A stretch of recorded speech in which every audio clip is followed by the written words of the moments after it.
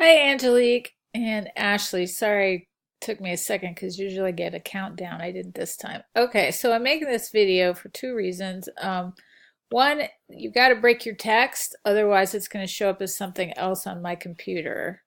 And that might not be included in the tutorial. I don't remember.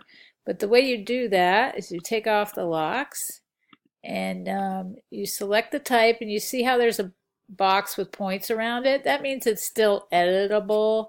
So on your keyboard, on my keyboard, it's Command B. You have to do it twice, and it turns it into like an image um, that you can edit. But if you go through the menu, it's Modify, and you have to say Break Apart twice. All right. So that said, let me see your work.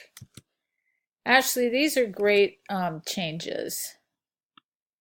Again, I told somebody else I'm not a fan of this bitmap look, but that's part of the assignment. But in the future, I recommend taking it out. It just looks lazy. But again, I know it's part of the assignment. Don't get upset.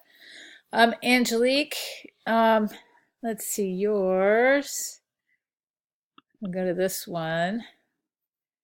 So yeah, you got ahead of yourself with the assignment. You did the entire thing and you didn't need to. So just for this one, I believe you're supposed to change a few things. Like, why don't you swap his face out with your own picture?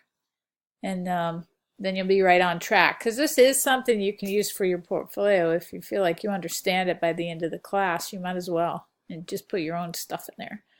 All right, so my main comment really was just be sure to break the type. Okay? Let me know if you have any questions.